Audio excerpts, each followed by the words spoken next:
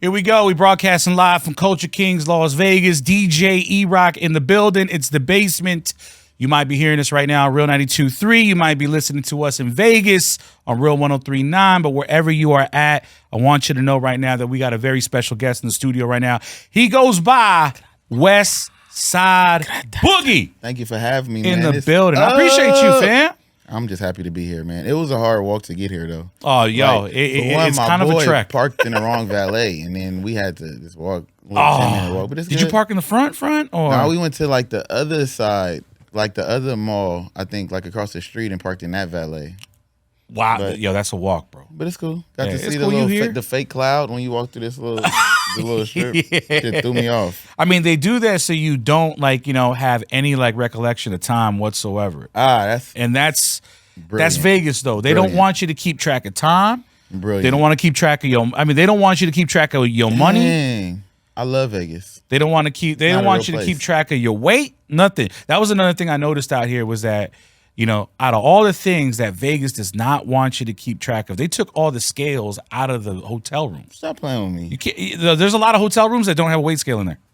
Wow. Shout out to Vegas, man.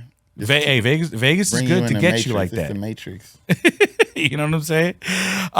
Yo, welcome to Vegas. Thank you. You out here. You performed last night at Strong Fest. How was that? Man, it was dope because what I love about just performing, you just never know what type of crowd it's gonna be. Sometimes it's a crowd where they all there for me. Sometimes it's a crowd where I gotta gain every fan in there or try to gain new fans, and I love that feeling too because it's humbling and it reminds me of my hunger that I had before I got signed. So I'm gonna give the same energy always, whether it's 2 or 2,000 people out there. So being that it's a festival, it's not really hard tickets, so they're not really all there for Boogie. So I feel like I turned some people into fans last night, and that's always a great thing. What's one of your favorite things about Vegas in general? I know you spent some time out here. Man, don't hold back, bro. Most of my moments in Vegas is bad because I end up at the casino because I think I could beat the casino, and then I end up losing. And so, but I'm always up. It's just the fact I don't know how to walk away when I'm up. So today I kind of hit before while I was waiting for this interview. Went in there, slid, won a little something, and got out of there. So. It's gonna be my first good time in Vegas. Oh, come on! Shout out to I'm telling you, you've had some other good times. I literally haven't. I've never had a good time in Vegas. I love Vegas though. I love the opportunity and adrenaline I get in those moments. But I'll be ready to get home because it's there's no city like LA. I will tell you that. Exactly. Man. No city super like chill, LA. And it seemed like the city never turned off. Oh, this place never sleeps. But yeah, it's amazing. I will say, I've been here for a year. Spent 7 years in LA. I'm born and raised in the Bay, but living here, it's a whole different animal. It's crazy. It's nonstop. It's a full contact sport. I believe it, and I love the way they show love out here. And sometimes in LA we act too cool, but I feel out here they're not afraid to show love. Nah. There's a lot of love, especially on the Strip, and amongst people in the entertainment industry out here. The industry aspect is very strong here. People really do lean on each other out here. And that's one thing I really do love about Vegas. That's super dope. It's your first time here to Culture Kings here in Vegas. It is, yep. What do you think of the store? I love it. Man, we was looking it up before. The homie was Googling it. As soon as he typed the letter CU, y'all popped up. He was like, oh, they legit. Oh, we got to go to Culture Kings. I was like, oh, my God. Then we seen it. I was like, yeah, this store is amazing. The hat wall is crazy, man. There's over 1,000 hats on the wall. Yeah, it was crazy. I was like, wow, I mean? This is heaven for me because I love hats. You're from LA, from Compton? Yep, Compton, yep. Let's take it back there real quick. What's your biggest takeaway from your city? What is something that everybody needs to know about where you're from that everybody should know right now? Oh, man, I think from movies, they just look at NWA, gangbang, shoot 'em up, bang, bang, lowriders. And I think that's the optics from the outside world. But I think the sense of community that I get at home in my neighborhood is a beautiful thing. And I'm sure other cities have that, but I'm from where I'm from. So just the brothership I get from my friends in my neighborhood, the sense of the pride we got in the city of Compton, because it's not a super big city. So I think everybody from Compton, even if we on opposite sides of the city, we got this underlying pride that we share together at the city. So I think that's a dope thing. You recently mentioned that 2 months ago, your biggest show was 700 people. Just the other day, you sold out the Novo. How did that feel? Man, I'm still processing it because I came here right after the show. Oh, wow. So I haven't really sat down and processed it, but Man, it's crazy, but it's also feeling like I deserved it because I know how much work I put in. So Oh, it's you've not. been putting in I'm work, bro. not really surprised. Super grateful. But also I'm like, yeah, because I've been doing this, and I'm glad people finally catching up. But I want more still. And I know that's the balance I got to figure out is enjoying the process. But it's just so hard because I just be wanting more. I want to keep going. I want to work hard. I want to touch more people. So yeah, super grateful, but I want to keep going. Just want to keep building. You know, one thing that a good friend told me that you did at that show was that you got to put on 10 of your homies. Mm-hmm. Everyone did like a song apiece, and like literally they were just running through it. Like, you know, what was the process on like why you did that? On like why you wanted to put on some of the young homies for this show? Just because I know being in that position, I wanted somebody to just give me a chance because I feel like I deserved it. Not in a sense of entitlement, but just like when you put in the work and it feel like nobody looking, and I want my friends to know that I'm looking. I'm not necessarily the thing that could make or break their career or change everything. Like, I'm not saying I got that weight, but when I get the chance to like share my platform and it's not at my expense, it's not like draining me too much, I want to look out. But sometimes it do get stressful. Even that show is stressful. Because there was other people I feel like I left out. Also, it was hard. Some people was telling me, this your moment. You don't really need to share it because you the one that worked for it. So that's like the balance you deal with being in my position. Yeah, and it's tough still. Nah. I mean, it's very rare, you know, when you get an artist like yourself, you know, that once you start hitting like, you know, that certain level of notoriety and fame and stuff like that, that they want to take people with them. Like you hopped on the elevator and you're just like, yo, come on, let's go. Yeah. You held the door open. So I want to commend you on that, man. Thank you. I appreciate that. That's a really big thing. And, you know, that even, I mean, as a fan, that means a lot for me. Like, you know, for being a fan of your music and seeing what you're doing for your community, that's amazing. Yeah. I always want to, you know, I learned from people like the late great Nip, who just taught us like it's not about like making it and leaving, but it's about making it and shedding that light. That's the only way the cycle gonna change. For sure, yeah. For sure. Tell me why it's so important to give back to your community. So what I deal with a lot in therapy is my survivor's guilt. So I don't want it to always make it seem like I'm just giving back I do give back out of the kindness of my heart, but it is a lot of times I overextend just out of feeling like I'm the one that made it, and feeling like I can't share this with everybody. So sometimes I do overextend, and that's why when people take from my message, I want you to take from it that like when you look out for people, make sure you're doing it out of a place of like pure intentions, not out of guilt, and make sure you always giving when you still got enough in your cup to give, and not like just destroying yourself and like people making it out as at your expense. So that's the stuff I deal with. But I love my neighborhood because that's where my character was built. That's where my moral compass was made you who you are. Made me who I am. On top of my mom, I don't want to just say it's all my neighborhood because it's like a lot of people that played into it are making me putting me in position where I'm at right now. And then majority of it was my mom, but my neighborhood played a big part. And so I always want to like look out and like change the cycle because I look around, I see people that look like me and they feel like they got no hope. And that's where they start robbing or just we start killing people that look like us because we created this world in our neighborhoods where like our only importance comes from how dangerous we are or like how many people we could kill. And so I'm just trying to break that cycle and like show people a different world. Because once I got out of my neighborhood and I seen the rest of the world, I was like, oh, that stuff really don't matter. We just a tiny spot in the rest of the world. And it's like my change, my like input to the world is bigger than my neighborhood. So I want them to see that. Love that. You mentioned therapy. You know, I know mental health is a big thing that, you know, you touch upon in a lot of like, you know, your pieces of work, like, you know, in More Black Superheroes, you touched upon that a lot. You know, why is mental health so important to bring to the forefront through your platform? It's really just the awareness I got now. I didn't know I had mental health issues until, and even that word still sound crazy for me just because I'm so it's not like crazy at all. I'm man. Conditioned to be like tough for my neighborhood. So we're not supposed to say that. But therapy has made me aware that I go through stuff mentally. And I just see I was just moving out of place of ignorance my whole life. And so now that I'm aware, I'm just trying to make my friends more aware and I'm trying to hold myself accountable. And that's the hardest part because being ignorant is easy because you just don't know no better. Now that my therapist kind of giving me the tools to where I got to check myself in those moments, I'm just trying to hold myself accountable and hold the people around me accountable. I think a lot of us need to do that. You know what I mean? Tough. More It's of us tough, need to though. do that. It's I mean, tough. I myself, like, you know, I struggle with certain things, anxiety, you know, and you know, sometimes I get in my head, you know, with my thoughts a little bit too much, and I need help to sort that out. You know what I mean? Yeah. So, you know, therapy's not a bad thing, man. It's not, you know, and a lot of people don't come to the forefront and being like, you know, or they don't see it as like a position of strength to ask for help. Exactly. But it is. It is. It Definitely really is. Yeah, being you know? able to own up to you need help is definitely strong. And even with therapy, people accepting that therapy not just gonna change me because I only go once a week. It's really just about my therapist giving me the tools, but through the rest of the week, I gotta really put in that work and really like, you know what I'm saying, use them tools to change myself and better myself, and accepting that growing isn't for everything and it's not gonna stop. It's always gonna be something I can work on. No, absolutely. You know, we never stop being a student. You know Exactly. what I mean?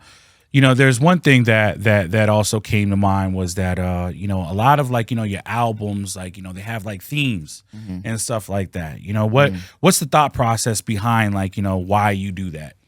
I mean, I just grew up on hip hop or like cohesive albums where people took their time and wasn't just like putting music out just to like feed the market. And I understand the times we in now in the climate of music, but I just come from that space of listening to Tupac, Lauryn Hill, then Lil Wayne, then Kendrick. So it's just like, that's the music I gravitate to. So that's the type of music I create, and that's the type of projects I make. I like that. You know, I love the fact that you're a very like, you know, creatively engaged musician. More so, like, you know, Nonchalant was probably one of my favorite records that you ever put out. I love that record. Thank you, man. And I love that record. And it's hard. And it's hard because like I got a team of people behind me. I got a label behind me, and I also, you know what I'm saying, I want to be a good business partner in that sense. And I don't want them just waiting around on me to drop music every 3 years. But I also know I started creating music to express myself from a genuine space. So I got to be ready. So you're signed to Shady Records. I am signed to Shady, and my management is LVRN. So how's the whole entire like, you know, relationship with like Eminem like? We just two creatives, and I think that's what's dope about it. He don't try to invade my space. If I need advice, he'll always give it to me. And yeah, he just dope. So what's the best advice that Eminem's ever given you? The best advice was me to ignore critics. You know what I'm saying? I was getting into this thing with Anthony Fontano or something like that. Him and Pitchfork. I think something early on when I signed to M, them like giving me bad reviews like rubbed me the wrong way. And I think Pitchfork gave me a 7, but I wanted a 10 just because like I just feel like I'm the best in the world at all times. And but you have to think that way. You have to be. If you don't believe in yourself, who will? Exactly. But you know what I'm saying? Taking critique personal, even if I feel like they not qualified to give me critique, I can't take it personal because that's their opinion and that's their truth that they living in. So just accepting that was something dope. And he told me something about stage diving, but I don't listen to him on that. I still stage dive because that's just what I do.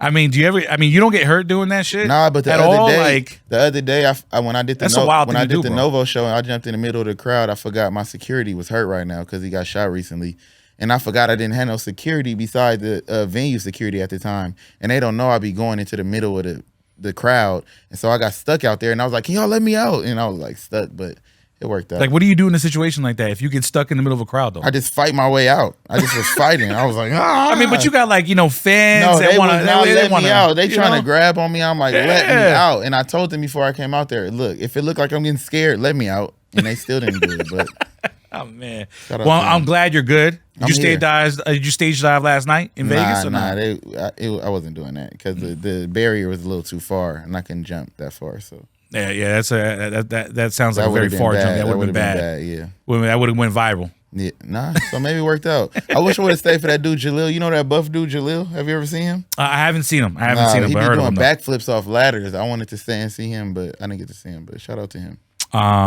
You know, it's crazy. What's some of the craziest things that you have done on stage though? Because I know your performance game is really it's out of this world. So I think.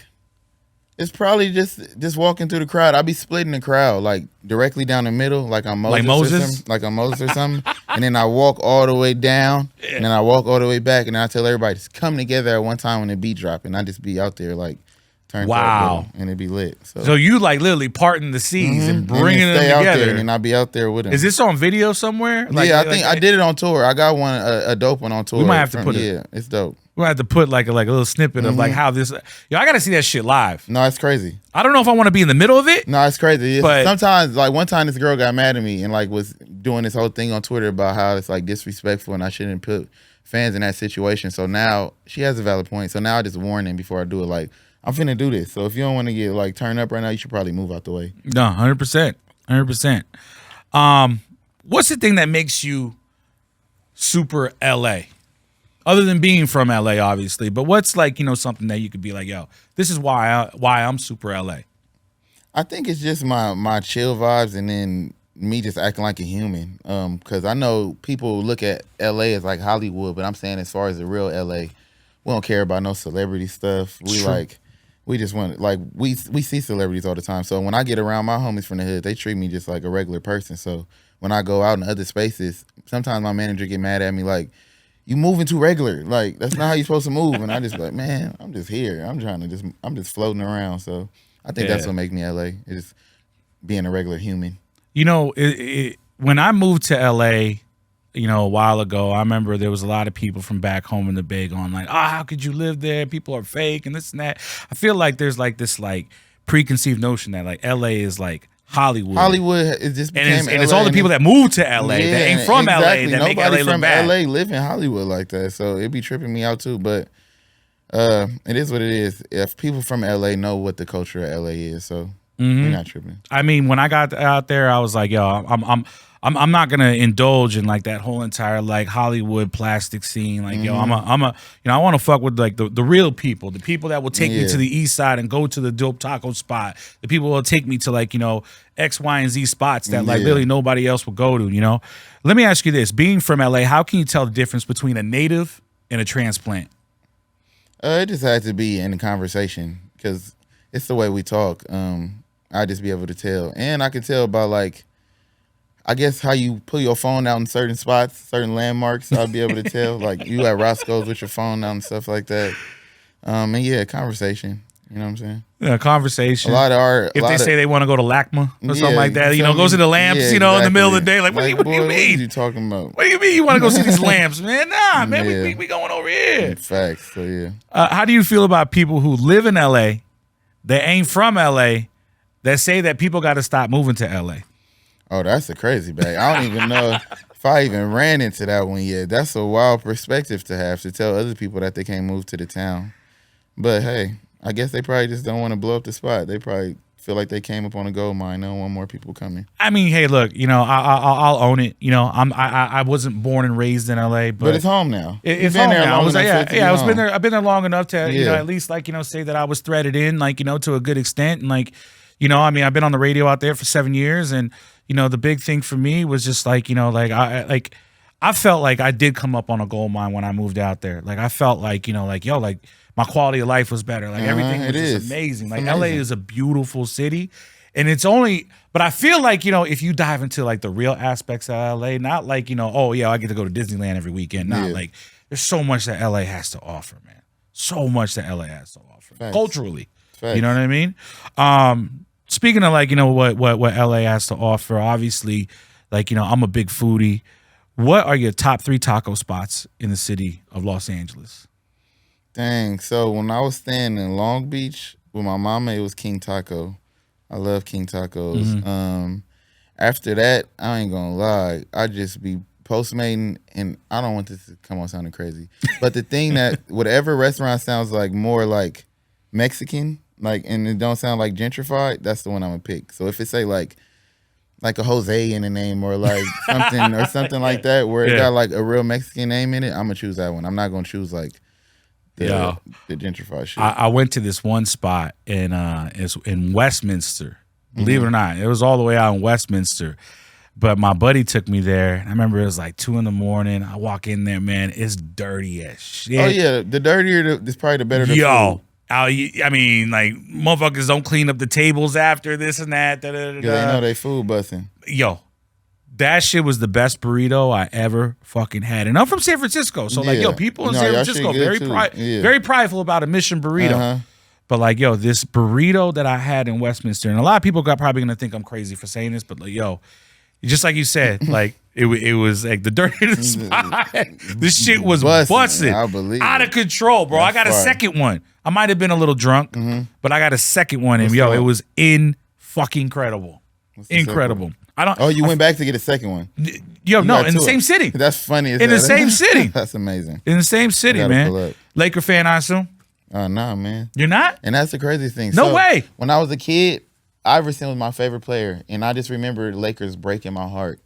And ever since then, I cannot stand the Lakers. I appreciated Kobe as I grew older, and especially as I grew older and my kid got into basketball. I can remember where I was at when he passed, leaving my kid game. So Kobe played a big part in my life, just as far as my mentality. But yeah, I was an Allen Iverson fan. Now I'm just a Chris Paul fan. So wherever Chris Paul go, that's my team. So right now I'm a Suns fan. Yeah, so you're a Suns fan. How do you feel about Durant being the Sun right now? I'm happy. My boy on his last leg, so we got KD to come help. So pull up. I'm just mad he injured right now, but and he got injured like during practice or some shit like that, right? Yeah. Fuck. But also if Chris Paul injured though and the Lakers playing somebody else, I'm gonna pick LA just because it's LA. But for sure, I don't care for the Lakers. Dodger games. No, I don't really watch baseball. I'm not really a baseball dude. I'm really heavy basketball, football, and in the past 3 months it's been soccer. I've been super into soccer lately. Who's your football team? Washington Redskins, because I'm a blood. Oh, okay. There he is. So red, my favorite color, also because the Red Ranger was my favorite Power Ranger growing up, and I just happened to grow up and be a blood. So that's just the universe. That's what's up. That's what's up. If there's one thing so grand that you could do for your city, it could be down the line, it could be 5 years from now, it could be tomorrow if you can. What is that thing that you want to do for your city? I think from a selfish standpoint, it'd be to help all little minority kids. I just care about the youth for real. Black kids, brown They're kids. the future. I just care about the youth. So that any way I could help them and the ones in need, I will look out in the biggest way possible. But from the outside looking in, this homeless problem in LA is horrible. Yes. And I will have somebody fix that as soon as possible, just because it'll help my way of living too and theirs. Yeah. So for sure. Well, I appreciate you for making the time to come through here. Thank you for having me, asking the good questions. We're definitely gonna take care of you here at the store. We do this show out of here. It's a dope. great location. I saw some episodes. Dope. If you ever need a studio to cook, that's this fire. is here. Heck yeah. All you gotta do is call me. We'll make it happen. Heck yeah, I'm with it. You know what I mean? So this is our space. Our space is your space, man. Thank you. Appreciate thank you so much for stopping by. Westside Boogie in the building. Westside. Now I'm finna give my kids some stuff because let's get it. When you a dad. It's the Basement, Real 92.3, Real 103.9, Culture Kings, Las Vegas. Let's go. Yeah, sir.